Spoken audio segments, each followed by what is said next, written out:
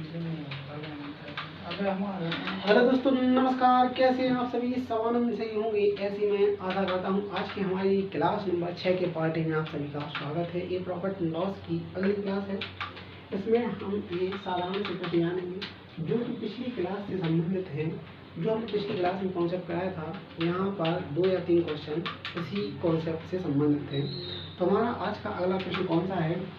40वां प्रश्न है। क्या कह रहा है? पुरानी टू व्हीलर के विक्रेता ने एक स्कूटर यहाँ पर टर्न लिखा है, ठीक है ना? ओके, एक स्कूटर 46,000 में बेचा और उसे कुछ नुकसान हुआ। यदि उसने इसे 58,000 में बेचा होता तो उसका लाभ उसके नुकसान से 2 गुना होता है। स्कूटर का लागत मूल्य क्या है? तो हमने सीधे ही पहले जाना था क्या, उसी कॉन्सेप्ट पर आधारित है। जो पिछला कॉन्सेप्ट है, तो हमने क्या किया था कि हमें कॉस्ट प्राइस यहाँ पर पता नहीं है, ठीक है भाई। हमें कॉस्ट प्राइस यहाँ पर पता नहीं है, लेकिन सेलिंग प्राइस की 2 कंडीशन हमें देखने को मिल रही है। एक कंडीशन उसने बताई है कि वह 46,000 में जब स्कूटर को बेचता है तो उसको क्या होता है भाई? लॉस होता है। और जब वो 58,000 में स्कूटर को बेचता है तो उसको प्रॉफिट होता है। ये दोनों चीज़ें हमें यहाँ पर पता चल रही हैं और दोनों ही क्या है भाई? सेलिंग प्राइस है, ठीक है भाई। दोनों ही सेलिंग प्राइस है, ठीक है भाई। 2 कंडीशन उसने रह ली है। लेकिन बोला ये गया था कि जब वहाँ पर उसको क्या हुआ है? लॉस। जब वहाँ पर उसको लॉस हुआ है और जब यहाँ पर उसको प्रॉफिट हुआ है, यहाँ पर हमें कुछ देखने को मिलता है, ठीक है भाई। क्या देखने को मिलता है? यहाँ पर ये देखने को मिलता है कि उसने कहा है क्या कहा है कि उसका लाभ नुकसान से 2 गुना होता है। जो नुकसान है, जो लॉस अगर 1 है तो प्रॉफिट क्या है भाई? 2 है। क्या है भाई? प्रॉफिट 2 है। बस यही समझना था। बस यहाँ पे समझ गए तो खत्म है मैटर। बस कुछ नहीं करना था आपको। दोनों सेलिंग प्राइस का डिफरेंस यहाँ पर निकाल लेना है। दोनों सेलिंग प्राइस का आप डिफरेंस निकाल लेंगे तो क्या होगा? 8 4 12,000 यहाँ पर दोनों का डिफरेंस देखने को मिल रहा है, ठीक है भाई। लेकिन यहाँ पर लॉस और प्रॉफिट को ऐड करेंगे, लॉस और प्रॉफिट को आप ऐड करेंगे तो यहाँ पर हमें टोटल देखने को मिलेगा 3। ये ऐड क्यों कर रहे हैं? ऐड इसलिए कर रहे हैं क्योंकि जो यहाँ पर डिफरेंस निकाला है वही लॉस और प्रॉफिट को ऐड के दोनों को जोड़ने पर जो प्राप्त होता है वही ये यहाँ पर लिखा है 12,000। तो यहाँ पर कितना है? 3। तो मतलब 3 किसके बराबर है? 12,000 के बराबर है। तो ये किसके बराबर है? एक किसके बराबर है भाई? 4,000 के बराबर है। ये थोड़ा सा आपको समझने की आवश्यकता है। बस यहाँ तक आना था और आपका आंसर बहुत ही जल्दी आपके समक्ष आ जाएगा। यहाँ पर 1 की वैल्यू 4,000, तो यहाँ पर 2 की वैल्यू कितनी हो जाएगी? 8,000। कहने का तात्पर्य प्रॉफिट कितना हो गया? 8,000 और लॉस हुआ है यहाँ पर हमें 4,000 का। तो यहाँ से हम कॉस्ट प्राइस निकाल सकते हैं। क्या निकाल सकते हैं? लागत मूल्य, क्रय मूल्य निकाल सकते हैं। तो आप यहाँ पर देखेंगे जब सेलिंग प्राइस 58,000 है और 58,000 में से 8,000 अगर प्रॉफिट है, अगर लाभ है 8,000, तो कॉस्ट प्राइस अर्थात क्रय मूल्य क्या होगा? तो कुछ नहीं करना पड़ता है। विक्रय मूल्य में से लाभ घटा देंगे तो बस हमारा क्रय मूल्य निकल आएगा। तो 58,000 में से अगर हम 8,000 माइनस कर देते तो यहाँ पर जो 50,000 है वो हमारा यहाँ पर निकल आएगा क्या? कॉस्ट प्राइस, क्रय मूल्य निकल आएगा। और यही हमें निकालना था और यही हमारा आंसर है। ऑप्शन नंबर डी, 50,000 हमारा आंसर हो जाएगा। ये पुरानी क्लास में कराया गया था साधारण सा प्रश्न, ठीक है भाई।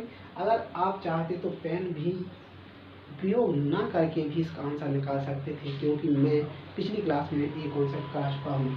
अब यहाँ पर देखेंगे आप 41वां प्रश्न 41 क्या कह रहा है? एक पुरानी कार डीलर किसी कार को 7.6 लाख में बेचता है और उसे कुछ नुकसान होता है। यदि वह इसे 9.2 लाख में बेचता तो उसका लाभ उसकी हानि का 3 गुना होता। कार का क्रय मूल्य क्या है? देखो बस सेम कंडीशन है, सेम कॉन्सेप्ट है। कुछ नहीं करना था। कॉस्ट प्राइस हमें पता नहीं है। सेलिंग प्राइस की हमें 2 कंडीशन देखने को मिल रही, एक 7.6 लाख और एक देखने को मिल रही है 9.2 लाख, ठीक है भाई। 2 कंडीशन हमें देखने को मिल गई यहाँ पर। ठीक है भाई, ये सेलिंग प्राइस की हमें दो कंडीशन देखने को मिल गई। तो एक में हमें क्या हो रहा है, लॉस हो रहा है, एक में हमें क्या हो रहा है, प्रॉफिट हो रहा है। तो छोटी वैल्यू है तो सरासर उसमें लॉस होगा, और जो बड़ी वैल्यू है उसमें हमें सरासर ही प्रॉफिट होगा। तो बस यहाँ पर समझना ये है कि बोला क्या गया है, यदि वह बेचता तो उसका लाभ उसकी हानि का 3 गुना, तो हानि यानी लॉस का 3 गुना। लॉस अगर 1 है तो प्रॉफिट कितना है, 3 है। और यहाँ पर डिफरेंस कितना आ रहा है, यहाँ पर डिफरेंस कितना आ रहा है, यहाँ पर डिफरेंस कितना आ रहा है, यहाँ पर डिफरेंस कितना आ रहा है। यहाँ पर आप क्या करेंगे, 9.2 में से 7.6 को माइनस कर लेंगे, तो यहाँ पर कितना बचा, 6 बचा, यहाँ से लागे 1, यहाँ पर 1.6 लाख। तो यहाँ पर loss and profit, loss plus profit को ऐड करेंगे, तो यहाँ पर 4 आ जाएगी वैल्यू, 4 की वैल्यू आ जाएगी आपकी क्या, 1.6 लाख। ठीक है, 1.6 लाख ये आपकी वैल्यू आ गई। मतलब एक की वैल्यू अगर आप निकालने जाएंगे तो यहाँ पर एक की वैल्यू आपको देखने को मिलेगी 40,000। कितनी है, 40,000। एक की वैल्यू 40,000 है, तो यहाँ पर 3 की वैल्यू क्या हो जाएगी, 1,20,000। कितनी हो जाएगी, 1,20,000। तो यहाँ पर आप लिख सकते हैं 1.2 लाख। क्या लिख सकते हैं, 1.2 लाख लिख सकते हैं कि नहीं लिख सकते। यहाँ पर एल लिखने का मतलब है लाख। ठीक है, ओके। तो यहाँ पर आप देखेंगे कि सेलिंग प्राइस है 9.2 लाख, मतलब 9,20,000 आपकी सेलिंग प्राइस है। उसमें से 1 या फिर 1,20,000 उसका प्रॉफिट है। तो कॉस्ट प्राइस, लागत मूल्य, क्रय मूल्य क्या होगा, सीधे ही यहाँ पर आप निकाल सकते हैं कि 8,000। कितना भाई, सॉरी 8 लाख। कितना भाई, सीधे ही आप निकाल सकते हैं कि 8 लाख क्या होगा, 8 लाख आपका कॉस्ट प्राइस या फिर क्रय मूल्य होगा, लागत मूल्य 8 लाख होगा। यही हमारा आंसर हो जाएगा। क्या हो जाएगा, 8 लाख हमारा आंसर हो जाएगा। ऑप्शन नंबर डी यहाँ पर सही है, 8 लाख उसका मूल्य होगा। ठीक है भाई, यहाँ पर वही पुराने क्लास के कॉन्सेप्ट हैं, सीधे यहाँ पर सरल भाषा में दिए गए हैं। ठीक है भाई, अगला प्रश्न 42वां प्रश्न क्या कह रहा है, एक व्यक्ति अपने माल को जिस मूल्य पर बेचता है उसमें 20% लाभ निहित रहता है, और जिस मूल्य पर माल खरीदता है यदि उसमें 10% की वृद्धि हो जाती है और वह उस माल को यदि 8% अधिक मूल्य पर बेच देता है तो उसका लाभ प्रतिशत क्या होगा। देखो, एक सेकंड के लिए मैंने मान लिया कि माल का मूल्य कितना है भाई, 100 है। एक सेकंड के लिए मैंने यहाँ पर माना, ठीक है भाई। फिर इसके बाद में क्या बोला है, जिस एक व्यक्ति अपने माल को जिस मूल्य पर बेचता है उसमें 20% का लाभ निहित है, तो 100 का 20%, 100 का 20% कितना होता है, 20। तो इसमें अगर हम 20 ऐड कर देंगे तो यहाँ पर कितना हो जाएगा, 120, 120 हो जाएगा। ठीक है भाई, ओके।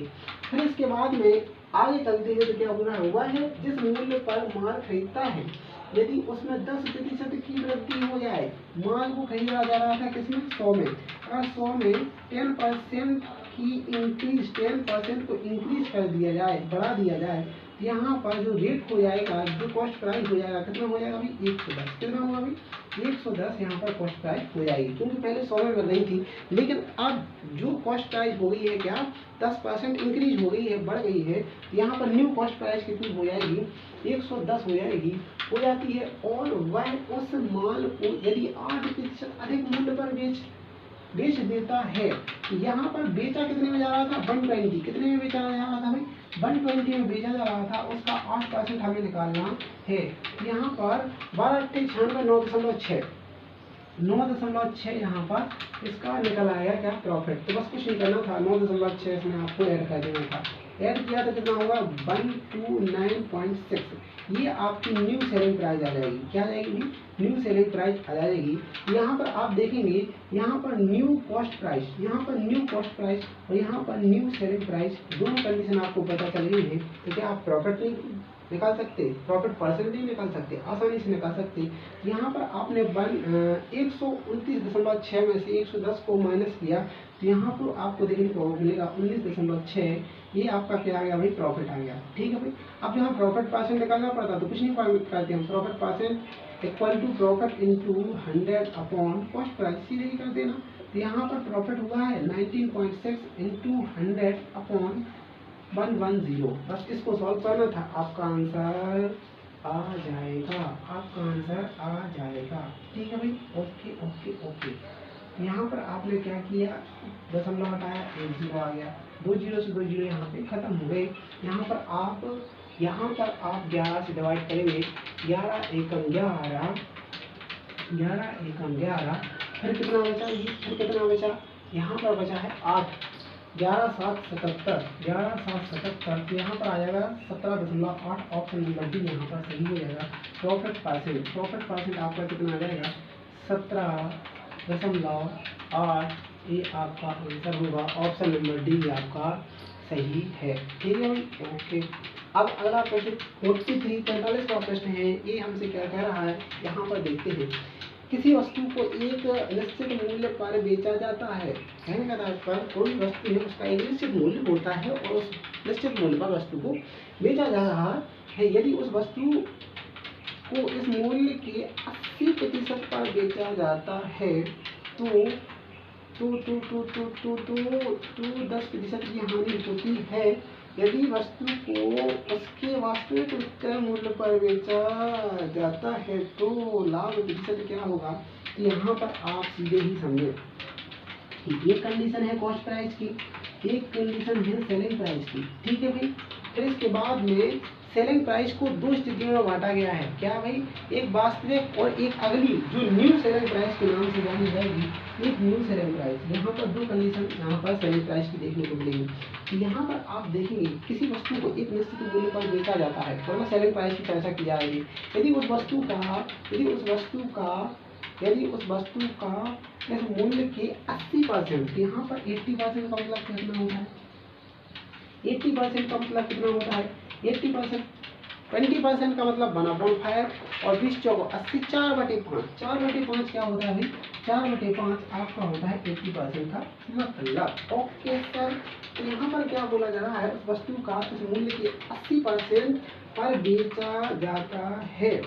कितने पर भाई, 80% पर बेचा जाता है। ओके, यहाँ पर आप देखेंगे कि न्यू सेलिंग प्राइस कितनी है, 5 है। तो यहाँ पर जो पहले की जो सॉरी यहाँ पर ओल्ड सेलिंग प्राइस कितनी है भाई, ओल्ड सेलिंग प्राइस, यहाँ पर ओल्ड सेलिंग प्राइस कितनी है, 5। यहाँ पर न्यू सेलिंग प्राइस आपकी कितनी हो जाएगी, 4, क्योंकि यहाँ पर 80% की चर्चा की गई है। तो फिर क्या लिखा है, फिर आगे क्या लिखा है, उसको 10% की हानि होती है। 10% का मतलब कितना होता है, 10% का मतलब होता है 1/10। और जब हानि की बात करते हैं तो हानि किस पर होती है, हानि ऐसी होती है कि अगर कॉस्ट प्राइस कितनी है 10 तो सेलिंग प्राइस कितनी होगी भाई, 9 होगी, तब आपको हानि हो जाएगी। तो बस कुछ नहीं करना था, इस कंडीशन को आपको सॉल्व कर लेना था और बस आप यहाँ पर पहुँच जाएंगे। यहाँ पर कुछ नहीं करना था, यहाँ से आप 9 से मल्टीप्लाई करेंगे, यहाँ पर आप 4 से, यहाँ से आपसे 9 से किया तो यहाँ भी 9 से और यहाँ 4 से।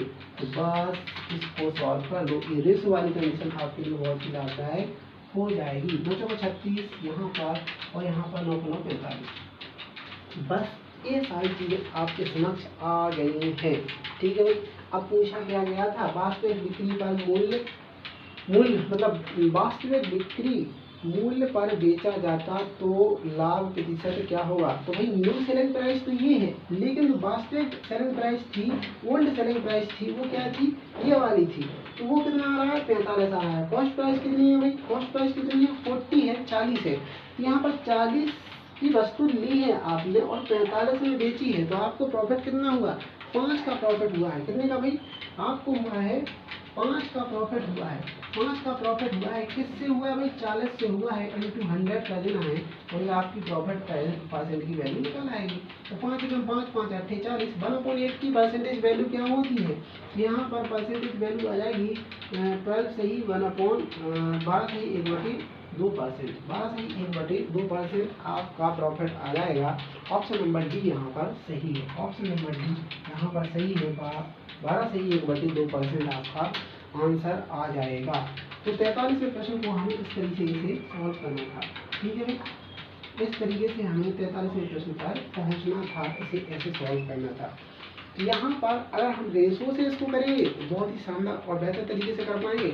यहाँ पर ज़्यादा कैलकुलेशन भी नहीं रहता, रेशो से सीधे ही आप अपने आंसर पर पहुँच जाते हैं, ठीक है भाई। तो आज के लिए हम इतना ही रखते हैं, इन कॉन्सेप्ट पर यहीं पर विराम देते हैं। अगले हम नई क्लास में नए कॉन्सेप्ट के साथ आपके साथ जुड़ते हैं। आज के लिए इतना ही, धन्यवाद। जय श्री राधे कृष्ण।